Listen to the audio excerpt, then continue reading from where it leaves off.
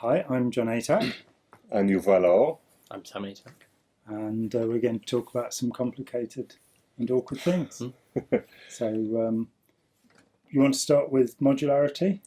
Yeah, well, we're going to lead this discussion to a discussion of what I mean when I talk about love in the context of my talk. But I think that whether love should be thought of as a module or not, or whether there are modules and what their nature is necessary for this later question about love.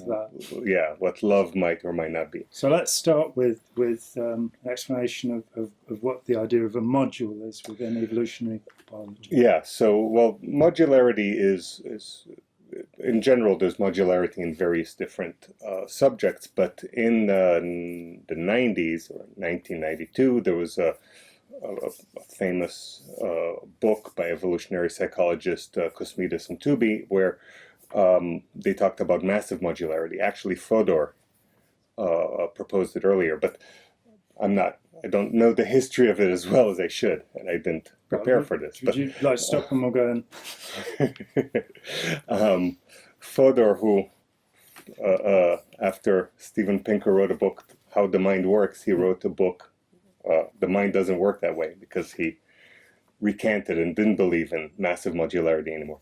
But massive modularity was the idea which was popular for a while, but has gone under a lot of criticism now and throughout, that we have different compartments in our mind that are specialized at doing certain things like cheater detection or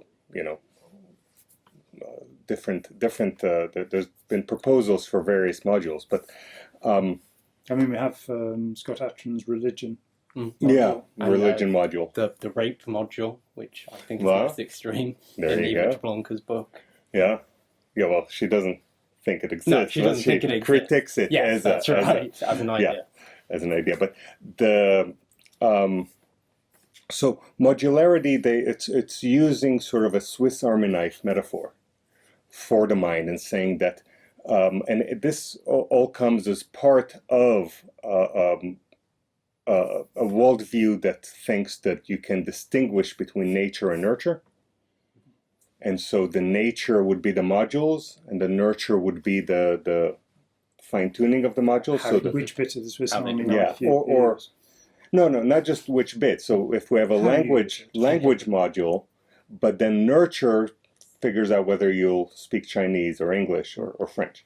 But the module does not change because of culture. And this is a view which is compatible with a reductionistic or a structuralistic, by one meaning of this word, view of science and nature in general. But today there's a movement away from this reductionistic or structuralistic view, and that view is the idea that the whole is never more than the sum of its parts, and that there's more. You can understand the whole by examining its parts. Now, the alternative way to look at the world is sometimes called complexity theory, sometimes called emergence theory, or complex systems theory, and that is a view that the whole is different than the parts. And so there are traits in an ant colony that do not exist in an ant. That strong emergence. The weaker emergence is that we will never be able to know anything about the ant colony by examining an ant. But in either case, emergence or complexity theory way to think of the world, and there the whole is different than the parts, and it's fundamentally different. And so this reductionistic worldview thinking, which was expressed as physics envy, it's when a lot of disciplines wanted to be like physics, because physics was seen, and chemistry, that the big triumph of chemistry was that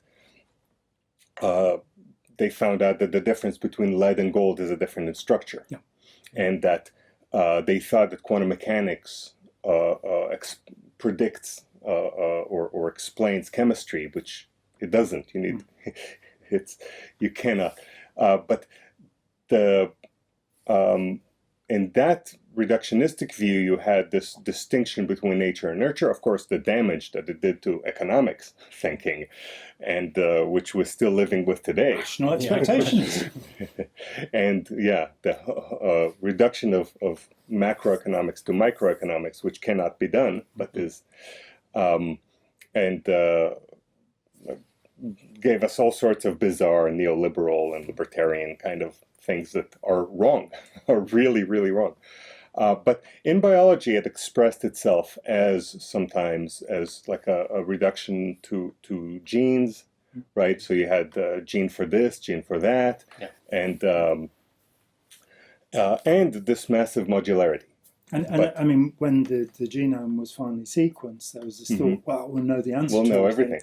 And the point is that you're not dealing with single gene effects in most cases. Yeah. There are a tiny amount of cases. I think Huntington's career, perhaps, there are a few things that seem to be based in a single place, but there is an interaction generally. And once you get past two things interacting, things start getting pretty complicated. Yeah, and the question that instead of what does just gene do, many times even when one chain difference in the gene makes a difference in a trait, still doesn't mean that that's the gene that did it, because that might be the difference that made a difference. But for example, if you take literacy, and I'll bring back to literacy, if you can read or not, is whether or not the difference that makes a difference is whether or not someone taught you how to read and write.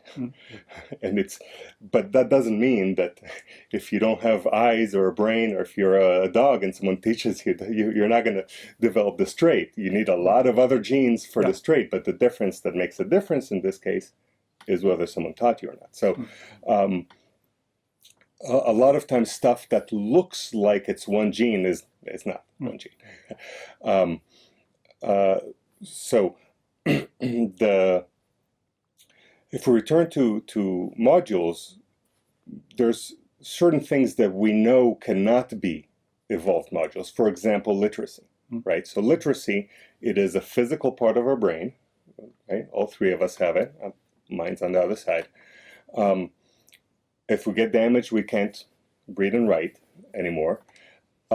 It's very useful. It affects selection in many ways. And yet we know that it is not a selected for trait, right? We know that this is a technology in a way, even though it is a physical part of our brain that everybody has and is extremely useful. And there is some complexity there as well, that many people who have Broca's aphasia, about 50% it said, don't have any damage to Broca's area in the brain. So, Yeah, and there are, of course, genetic effects. Dyslexia runs in families, for example, so it really looks like an evolved or selected for trait. But what it shows is that there's a fundamental problem with first, modularity, thinking that modules are, and second of all, with this distinction between nature and nurture, because there's many, many ways, many traits where either nature or nurture is the difference that makes a difference in the trait. But that doesn't mean that's where the trait is, or that's the nature of the trait. And there's all sorts of interactions and combinations of nature and nurture. With phobia, if you're in your family of phobias, then you have a program to wait until you're about 5 years old, and then whatever scares you, you'll become phobic of, and then you'll be afraid of heights or spiders or whatever it is for a long time. But it's a big combination of nature and nurture, and it requires there's a critical period. There's all sorts of interactions in nature. I mean, if you look at disgust, that it's said that babies acquire disgust as a trait somewhere between 3 and 6 months. That bad smells will suddenly affect them. And, who knows what's actually going on there. And there's a lot of stuff that everybody has it, but it doesn't mean that we're born with it. Like literacy. Now, when it comes to language, trousers. Language. seems so. If we return to literacy, what literacy looks like, or what it is a culture taking advantage of elements in the evolutionary toolbox of fine motor control, a certain kind of vision, a certain kind of memory, a certain kind of language, that interacts both with long history, where some people thousands of years ago need to invent literacy, and personal history, that someone in your personal past taught you how to read and write, and your brain will be different whether you learned it as a child or as an adult. But at the end, it is a culture taking advantage of the elements in the evolutionary toolbox and creating a trait that then can be selected for. Yeah. Now, if we started selecting for literacy, so finding the kids who are the best readers or that read the fastest at the youngest age or something, and we bred them, we could end up with university professors. Yeah, or it's the way we created dogs that love to herd sheep, you know, and we would be conspicuous. Those lines which were selected for would be conspicuously good at learning reading and writing. Now, this is a cultural technology that rearranged elements in the evolutionary toolbox, and then because it affected selection, then underwent genetic assimilation. Now, in literacy, we never did this, so there is no genetic assimilation in literacy. But in language, it does seem like there was. So language looks like something that might have started out as a technology like literacy, but then was selected for, and whatever narrative might have, however that might have happened, and we ended up being conspicuously good at learning language. And so in this kind of evolutionary thinking, culture can be a leader. It doesn't need to be a follower. So it's not as if the modules, which are biological in their nature, and then the culture just adjusts whether you speak. In this kind of evolution, there's a lot of interaction between the different modes of inheritance to create a new phenotype, a new animal that can then be selected for based on whatever it behaves, whatever it. So which would be symbolic evolution would be. Yeah. Well, there'll be symbolic inheritance, yeah, and cultural inheritance and epigenetic inheritance.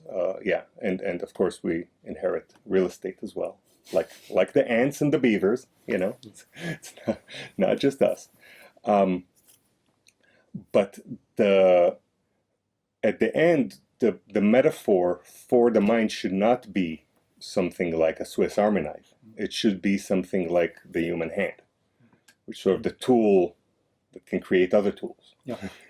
And can now stuff like music seems like it might have been selected for, that we're conspicuously good at learning it, and you know, so playing piano or playing chess, we don't have a module for it, but or literacy, but we can. I mean, literacy affects us. We cannot not read text that's in front of it.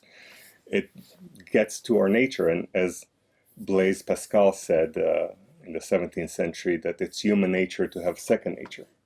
So you could say we have a module to create other modules, and I'm paraphrasing. He said it in a more in French. and yeah, I'm to paraphrase Blaise Pascal. So at the end, there are things that look like modules. There are things that have been selected for, and there are things that, you know, we will develop at certain times, or that we're conspicuously good at learning or developing. But very, very few traits are not affected by development. There's all sorts of diseases in childhood, and the embryo can affect all sorts of different traits that you would say, you know, I mean, we all know that our weight can change because of culture, but our height too, because of, you know, nutrition, and so everything. And you have other variables. Oh yeah. I mean, work, for example, on ancient viruses, which are within the human system and can be triggered, but they're just living there, and then suddenly something hits it, and that's not a module, that's a virus. Yeah. And it can change a culture, presumably. Sure. Yeah, and you can have, you know, a difference between culture about, you know, a genetic difference of how they interact with alcohol, and that can change everything. You know? Yeah, exactly. As we see with the Aborigines, with the Native Americans, and with most Asians, they don't have the white European, I can get drunk and be a Viking module. Yeah, you know? or lactose. When you're thinking about the world through complexity theory or emergence theory, it's very intuitive that when it comes to those, like this gene for alcohol thinking, you cannot do all else being equal arguments, which are many times arguments that people use in this kind of thinking. But you cannot say, so let's imagine French culture, but all else being equal, now they cannot they cannot digest lactose. You know, all else being equal, now they interact with alcohol differently. But not all else would be equal. Everything would have been different. Without alcohol. So it is a pitfall that sometimes people think that once you look at the world as complex systems, everywhere, or in most the systems around us, then a lot of variables that some people think can be thought of as independent from each other are not independent from each other, and then you cannot do all else being equal arguments.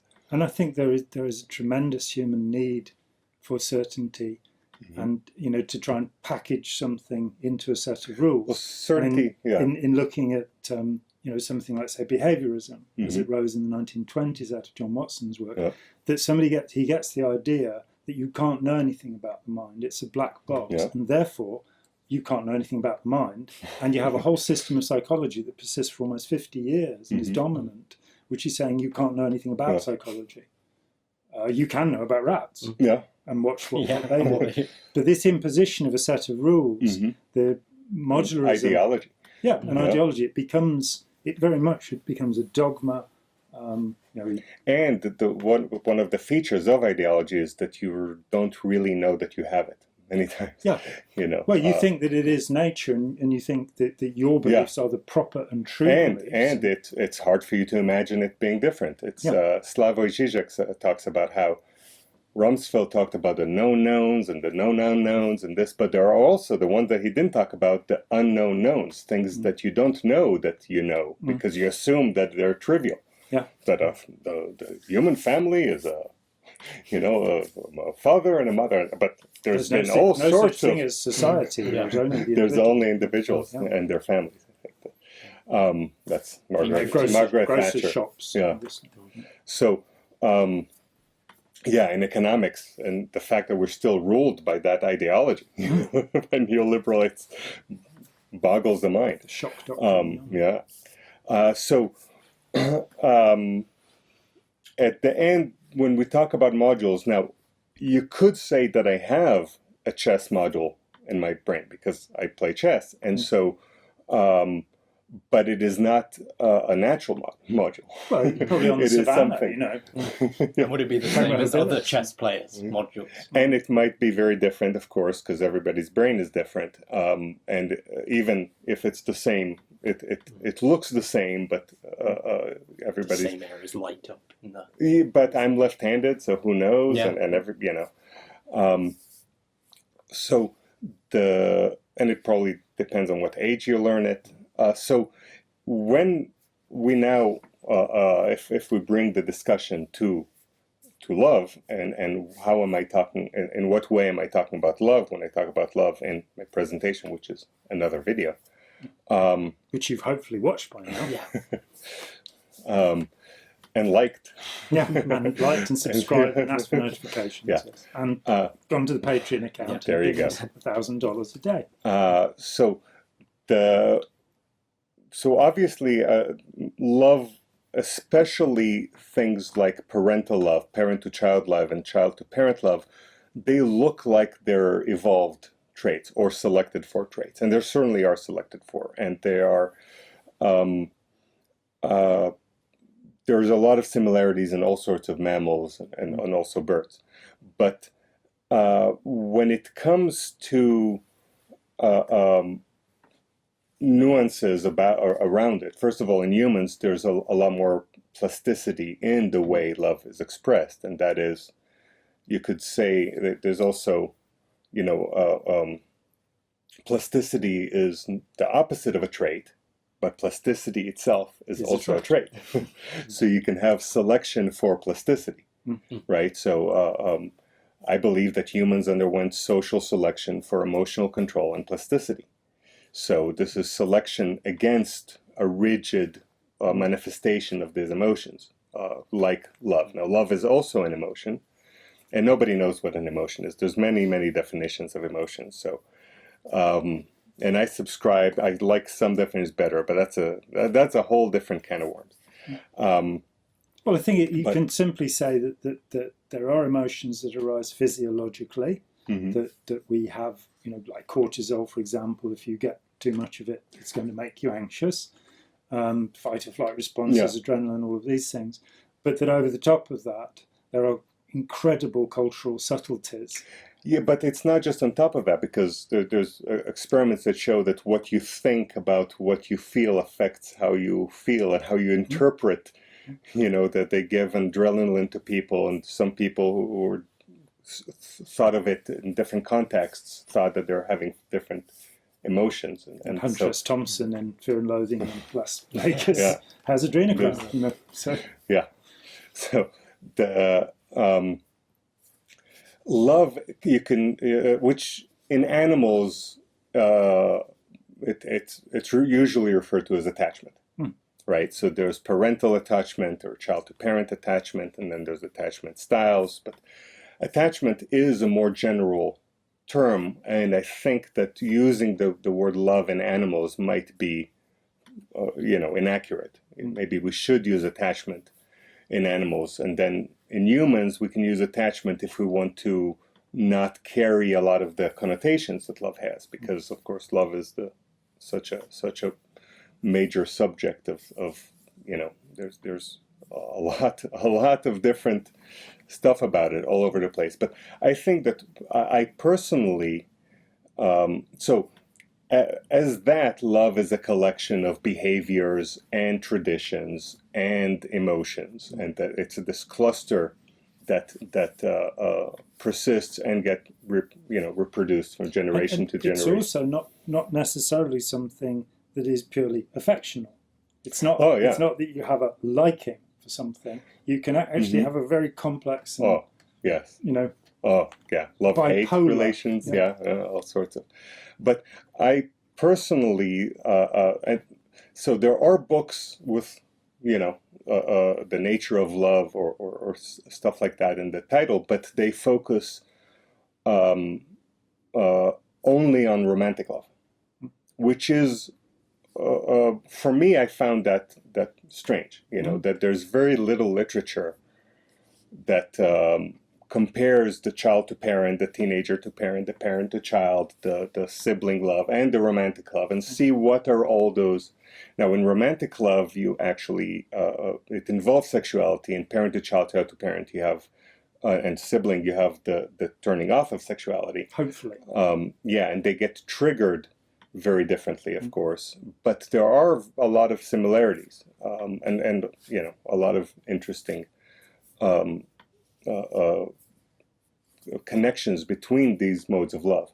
Now, it seems like romantic love is the last one to have emerged, because we don't see it manifest the way it does in humans and chimpanzees and other great apes, but we do see it in other animals. So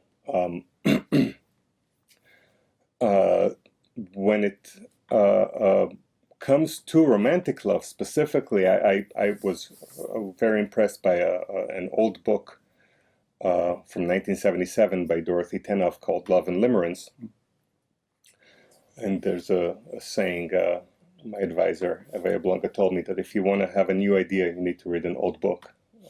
And she might have taken it from someone else, so I might not be giving the correct credit. But in that book, she Dorothy Tennov invents a new word called limerence and says that when we talk about love in regular everyday talk and romantic love, we need to distinguish between two things. And one of them is love, and that's going to be, she's going to keep that give that the name love. But the infatuated love, the love where you have blind spots, where you have intrusive thoughts, where you have addiction-like behavior, where you have, where you're in a state that can switch very rapidly between very positive to very negative, where that leads people to murder and commit suicide and all sorts of horrible things. That, she says, that's different. that needs its own name, and she calls it limerence. And I think that distinguishing between those two and realizing that limerence can settle down with time into what we call love, but you can have love without limerence. So you don't need to have go through limerence to have good love. It's an infatuated state. It's an infatuated state. And, when I was your age, I was, every other day I would develop new limerence too. So, but, of course, we can be limerent throughout our lives, or once we're, once we reach a certain age. I think this becomes highly relevant in religious settings. That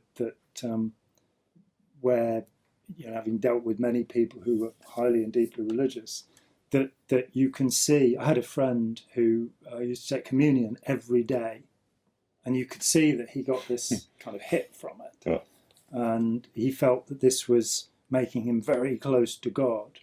And it looked, he was also celibate. It looked like a transference of what usually happens in romantic love into a kind of mysticism.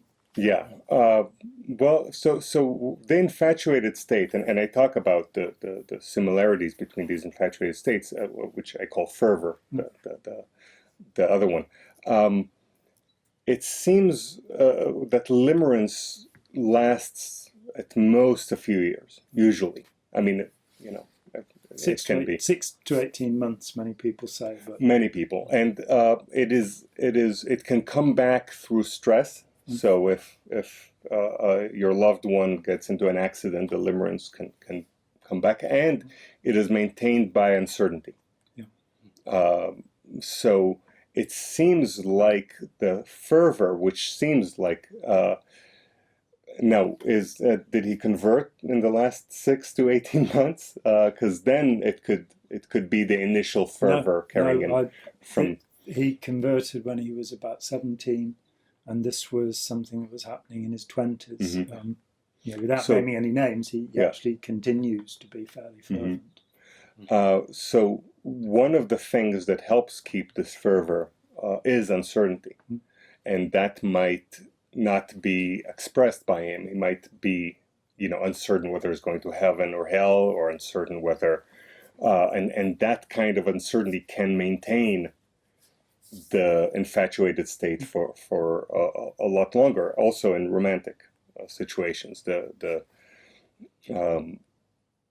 and stress as well, but uncertainty. So it could be that he actually remained in a fervent state for all those years, or somewhat fervent state. My experience of him was that he appeared to be hypomanic, that he was very happy most of the time, and occasionally, if you challenge something within his conception of the universe, particularly if you said something about Jesus that questioned something, he would become quite angry. Yeah. And so that was the other side of it, the defense of the loved one. We see that in limerence, we see that in infatuated parental love, where you have, first you have blind spots. So with limerence, with infatuated romantic love, or with fervor, you might not see parts of the thing that you're infatuated with. Often you don't. Often you don't. You exaggerate so that you amplify what you feel is good. It's the sort of when you meet the person they're spontaneous. When you divorce them, they're impetuous. Nothing changed, only the word. And you know why divorce is so expensive? Because it's worth it. Because it's worth the money. So that tells you just how big of a mistake some people have made when they got married because of limerence and because of blind spots. And some people, there is then the notion of the 7-year itch that which psychologists have put forward quite seriously. Every 7 years, you will need another partner, and this is because you'll have had time to breed, raise the children to a certain age. And it's a module. And Dorothy Tenoff says that in a society where people get married because of limerence is the society where people get divorced because of limerence to the next time they become limerent. And in society where they have matchmakers, they'll get divorced when their parents die. So, in addition to blind spots, you also get a very strong, usually very strong sensitivity to criticism. Because to maintain this infatuated state, this belief that Juliet is the one for Romeo, that that this you need to have the blind spots, because sometimes reality tells you that there's if you could see things the way an outsider sees them. You don't want to see her without her makeup on. You don't want to see her face in the morning. What have you, that kind of There's nonsense. a Swedish movie I saw, I forget its name, but it's about a small town, like 200 people, and there's a woman there, and there used to be a doctor that lived there, and then he moved back to Stockholm, and there was a woman that she was his girlfriend, and she says that she was the only person in the town that did not know that he had a wife and kids back in Stockholm. Everybody else knew, but nobody told her. And the thing is that sometimes if you tell someone who's limerent that they should not be with the person they're with, you become the enemy. So if you're a parent to a kid who is infatuated with someone that's wrong for them, or who is flirting with a cult or has joined a cult, you should never, as a parent, never come out against. You can ask their friends to tell them that they should get out of the cult, but you need to be the bridge that they come back to. And you should never come out, because limerence and infatuated fervor infatuation or parental infatuation, it's we see that with parents who do not, if you criticize their child, they will not continue listening to you, no matter even if you're a close family member. And in membership of a totalist group, a cult, whatever we want to call it, it's well recognized there's a honeymoon period, which is that 6 to 18 months before, and from there, if you have attacked that person and made them feel, belittled them, then you are the last person in the world they're going to come to. Whereas if you've actually maintained the relationship, as the limerence declines and they see the red flags growing, they will still be able to come to you and talk to you about it. Which is a lot about how we communicate with people and allowing them to have their emotions and have their beliefs, rather than saying, "Oh, you don't want to do it like that." Or how stupid you are to believe this. How and brainwashed you are. That's always a good one. Yeah, that's a good one. I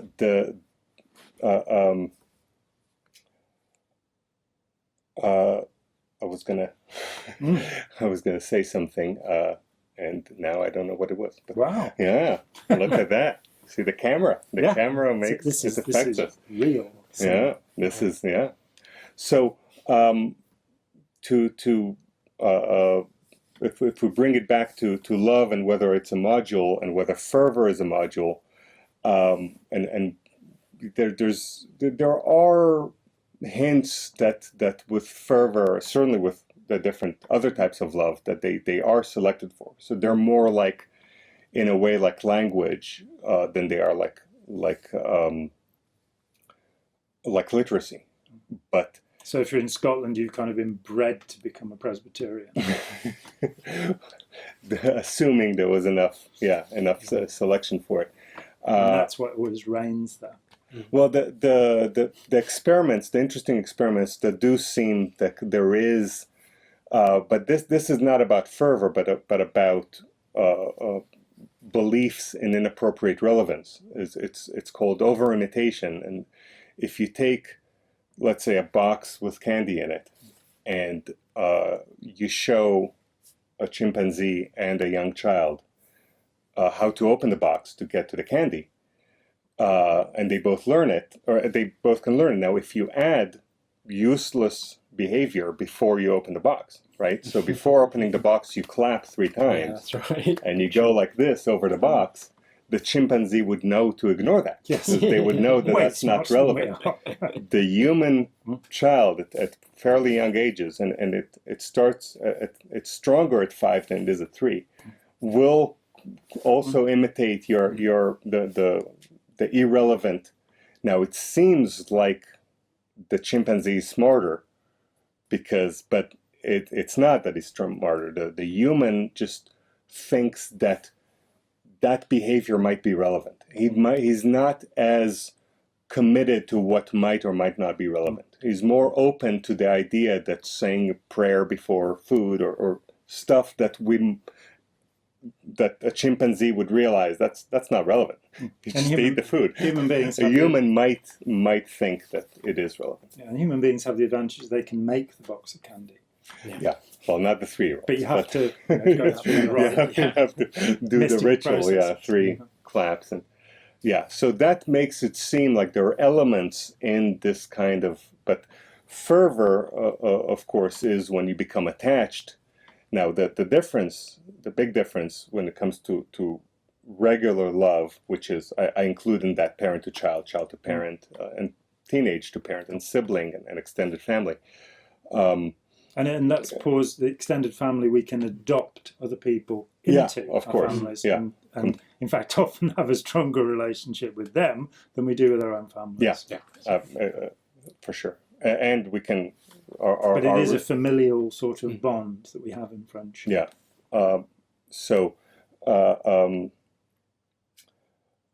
In fervor, the commitment is not to another person. It is sometimes to another person, but it's also to a truth value and to whatever. So you can love your child as much as anybody, but if the child says something that's wrong, you say, well, you're wrong. and you're talking nonsense. But when you're in a fervor, because I believe it interacted with symbolic language, which gives us a sense, a feeling of knowing regarding truth and falsehood and truth and lie and stuff like that, you can be committed. And sometimes this commitment is established in a very short time. As when you adopt a baby, you find a baby on your doorstep, and your life might be completely different a few days later. You're not kidding. The commitment in the case of fervor is also to the truth value of some text. Now, you might not, the text can be some narrative. You cannot know what it is that you're committed to, so you can be committed that everything in that book is true, but not know what is in that book. And you can be committed to the truth value of utterances of the guru or the God, the person you consider to be a deity of some kind, that they haven't made yet. So whatever they will say, will be true. But this commitment, there is a very counterintuitive twist on this, is that you can ignore this text completely. So on the one hand, you can be committed to the truth value of ideas that you don't know what they are, but even if you do know what they are, you can be a Christian and not give all your money to the poor. I know it sounds. Apparently. It sounds like that shouldn't be able to. And to not occur. take up your own cross. Yeah. Which is in the same. And all sorts of things. You can be a Christian and not be critical of homosexuality. You can throw the first stone if you're a Christian, even though you. Yeah. And you can not let people slap you 70 times 7. Yeah. It's a kind of pick and mix, you choose what you want. But it can be fervently believed. And it is possible to not notice that you're ignoring central aspects of your religion. The blind spots, which is so powerful. When when the Pope or an Archbishop starts blessing guns, and you start going, this is a bit hot. The Prince of Peace. Yeah. So when I say that we're humans can become committed to the truth value of a set of ideas, and sometimes those, if you take them seriously, for example, that God will provide if you don't provide to yourself, but if you actually count on God for providing, you might not be provided for. That's because you didn't believe sincerely. There you go. The manna would have fallen from heaven. And been delivered by the supermarket. So it seems like, and the thing is that there are worldviews which are modular, or which are based on a kind of reductionist thinking, like mimetics, like epidemiology of representations, that believe that something like a religion is a collection of ideas. It's just that we believe them rather than more seriously, while we don't believe, the Red Riding Hood. When we first met in Toronto in 2015, you said that you'd been to quite a lot of academic conferences, and when you tried to bring up the ideas you had, it was explained to you that religion is a matter of myth or ritual. Or that's right. Yeah. So it's nothing to do with it's or it's memes, or it is whatever they may be. Yeah, but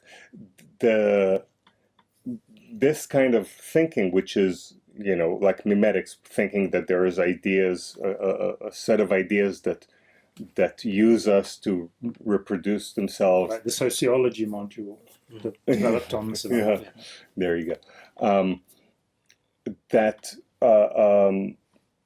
our relationship to them is very rigid. But as I just said, you can believe that everything is in the Bible is true.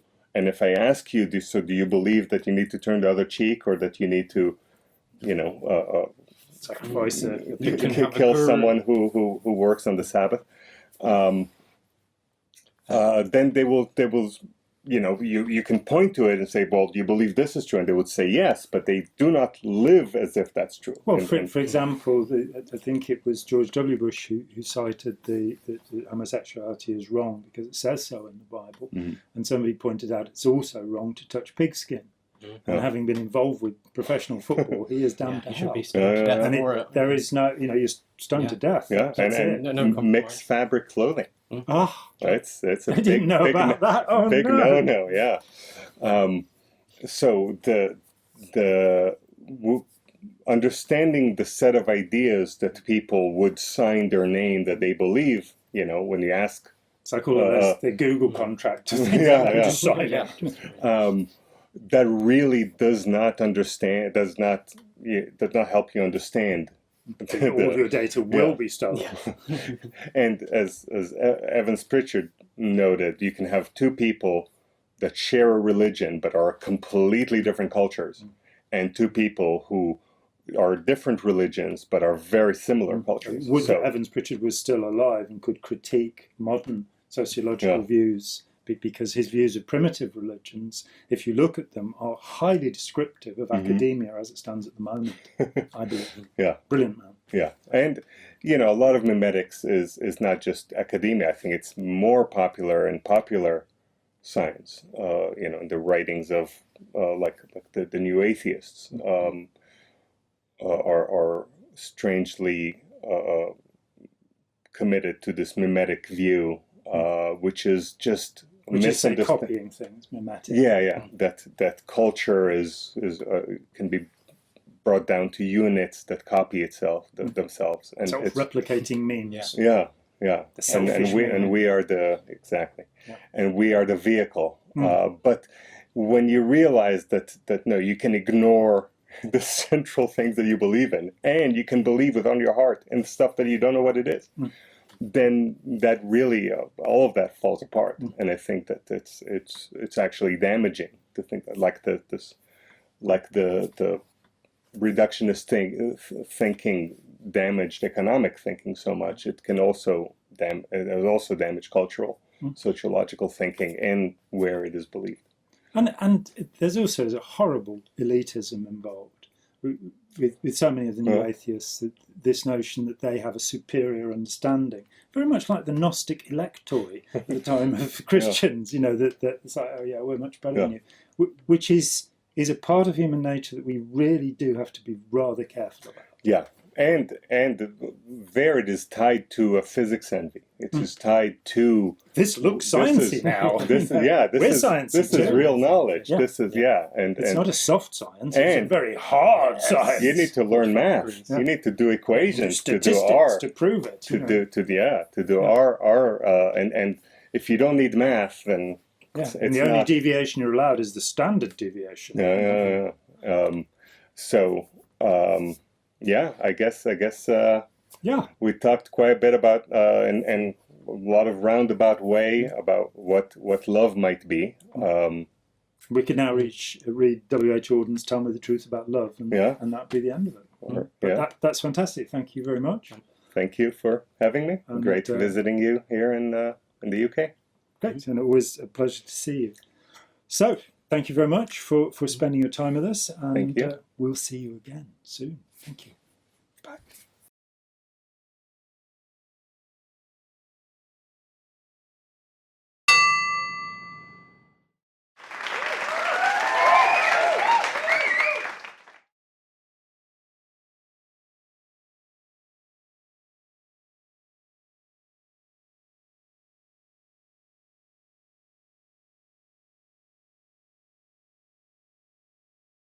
If you want to have a new idea, you need to read an old book.